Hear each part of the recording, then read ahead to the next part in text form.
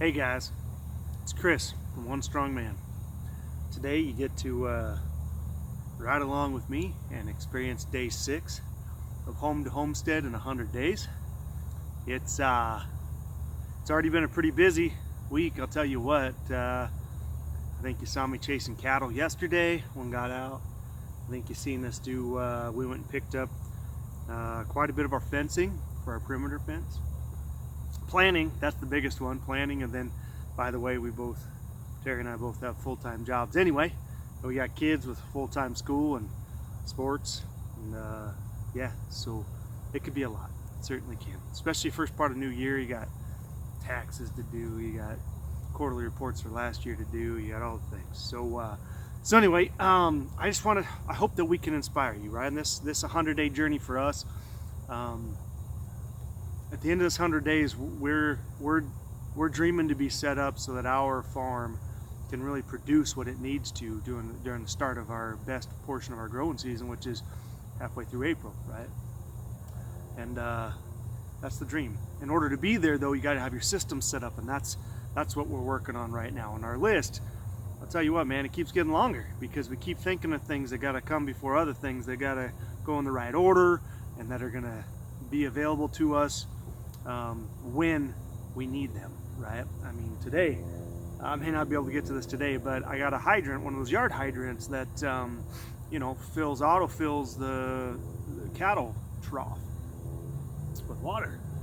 But this strong man right here broke that handle right off the thing when it was frozen last week.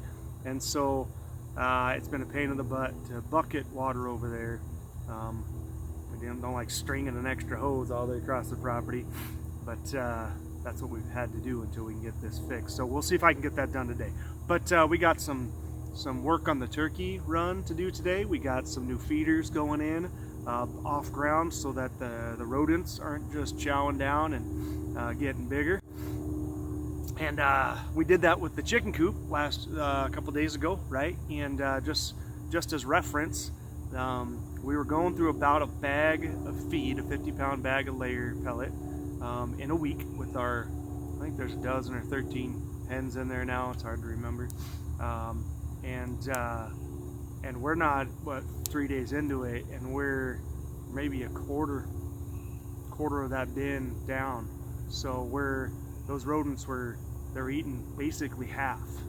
And I have no idea how many rats are out there, but we're gonna get them. So anyway, follow along with me today. We'll see what we can get done. We got a list of a dozen or 14 or 15 things. We'll see how much we can accomplish before I gotta go to real work. Thanks for joining us today, you guys. Don't forget, subscribe, join us on Patreon. We'll find some other content there because we can talk about some pretty amazing things there that we cannot talk about on the old YouTube.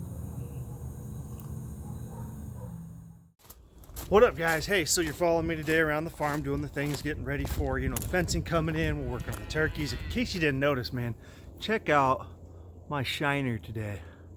Yeah, how's the sore one? So yesterday, working on another project, right? And I put some sweet tires on this Jeep that I'm working on, and these old beautiful tire irons, right? Make sure, word of the wise here, make sure the lug nut is actually started on the thread before you spin that sucker like a fast little, spinny tool. Because if you don't, that sucker swings right back and hits you in the goddamn eye. Well, good morning, you guys. Here we are, day 6, out here doing the feeding the turkeys and the chickens and the ducks. Seems like lately they've all been out of feed at the same time. On Monday, taking our other beef cow to slaughter, so getting everything squared away and ready for that. But ended up with a dead pheasant rooster today. That's too bad, man. He was just starting to get all his feathers back. He was looking real pretty. But these guys are excited to be out. They've been cooped up for a little bit. There's my unfortunate guy. These are really cool mutant Malinays or something like that. They're pheasants, but they're this iridescent blue and green and dark black brown color, rather than your redneck rings and those other ones. So anyways, I'm going to take you along with me today. I got a couple of projects I got to do other than just feeding stuff, right? We got some water and stuff to take care of both of these. We're redoing the feed system we have for the turkeys, taking down a wall between so that they can go between one side and the other. They sure seem to like each other, so we might as well make it an option. And we got this cool new feeder.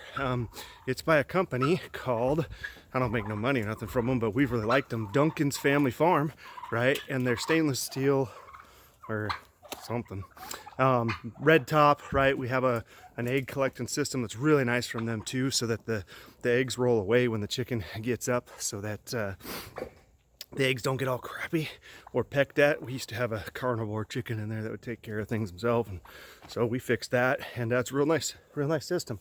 So anyways, I'll take you along for the ride today. Stay tuned, there's going to be tons more.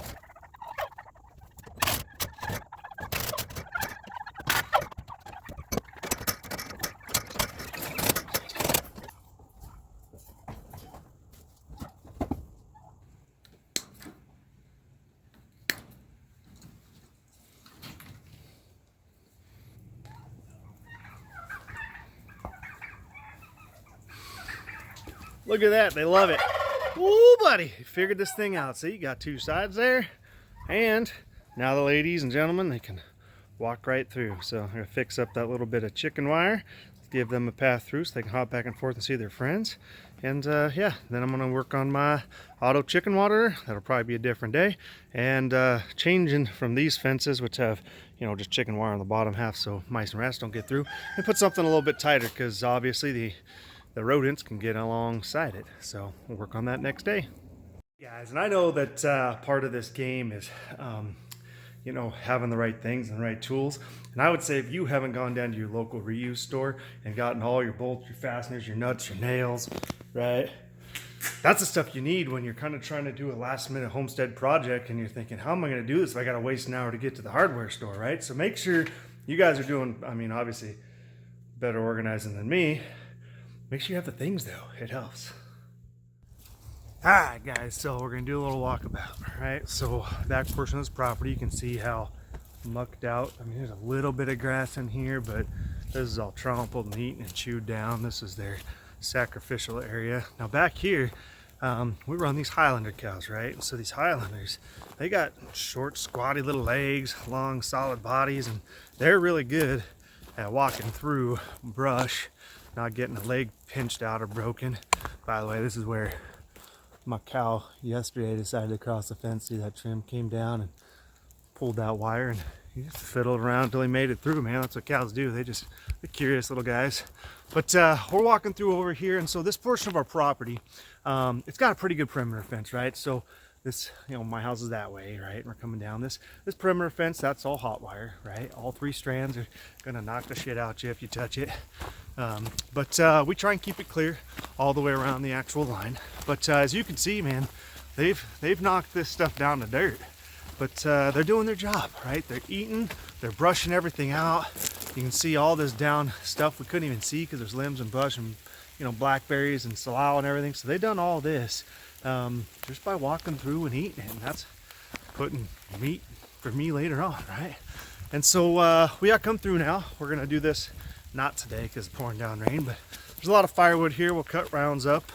We got a lot of friends and family that do firewood as well, and that's something we can gift to them. They can come and help us get it cleared, and then I'll just burn it. You know, we'll burn quite a bit of it. You know, we'll burn and leave the ash and leave the working on biochar, learning all about that. So there we go. This is also a pretty neat design for a round bale feeder, right? This is just that big old PEX pipe stuff for like commercial, and it's just got some rebar, excuse me, run all the way through it, and some bolts just welded on. So if they get stuck in it, they spin, right? They can push their way out. And so far, worst case thing, that ends up at the bottom of the hill, right? But they eat all the rest of that bale out of there.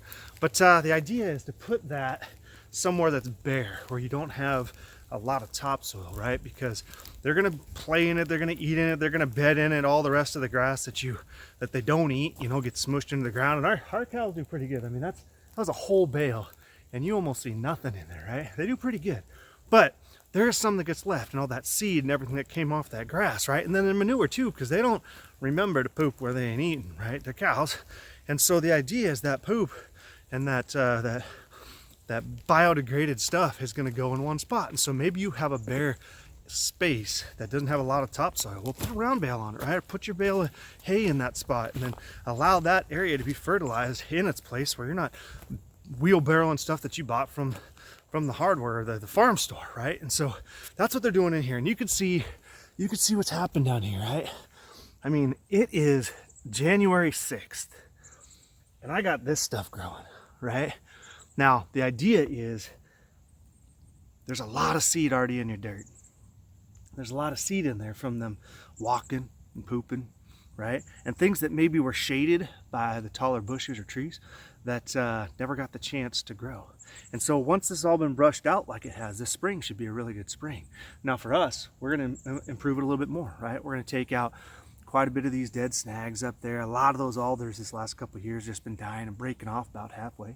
So we're going to take those out of here. We'll cut the rounds up into wood, and then the sticks and the limbs, right, we'll either run through a chipper and spread that all out, or we'll burn it, char it, and spread that all out, right? And the idea is that you're always improving your soils, improving your dirts. And yeah, so this space here, right, it's not huge. I bet truly back here it's a narrow 1.5 acres of true, like, usable inside this hot wire, right? But that 1.5 acres, I mean, when I'm looking at what I could do with this, and I mean, we're over here now where a whole bunch of trees, but it would be the sunniest spot on my property. And so as long as I can get those natural grasses growing and give them a chance to get up to their height, I think this zone here can probably have 20 individual small daily paddocks. And if I could do that with them, if I can get them into the point where even 2/3 of their annual feed is grown on our little piece of property, I think there's only a couple great ways to do that, and that's through some of these books, man. Polyface Farms, they've been doing that. Joel's been doing stuff like that, rotational grazing for a while, and that book that I once again put in the link, take it. If you need to borrow it, right? Because it talks about how to take these animals that turn grass energy into protein. Dairy animals do it very well. Ruminants do it real well, whether that's a sheep or that's a goat, right? The idea is that they are putting off a milk. That milk is a protein. Whether you drink that milk or not, something does. And that's either a calf or a kid, sheep or goat, right? Or maybe you take that and you feed that way and that protein to a pig that you're raising, right? That's a ton of their feed every single day, and it's all coming from the grass. The idea is if you can get your dirt, your soils to do their things, right? And eventually you get to do steaks and burgers, right? So anyways, guys, we'll keep running along here today. It's a lot of individual different projects. It's like I had like probably 12, 13 things on my list to do today, and then Terry added one to the bottom, of course. And one said, don't forget to kiss your wife 100 times today. So there we go. We'll get to that later. Hey guys, well, hey, thanks for joining us today. I hope that you enjoyed the tour that we had here at the farm, some of the things we talked about. And I certainly hope that you picked up some of the hints, some of the things that we do that might be able to help you on your farm. But as always, this is day 6 in the books, and 94 more. We got a lot to get done, but stick with us. We love having you here. Don't forget, subscribe, and find us on the Patreon. Have a great night.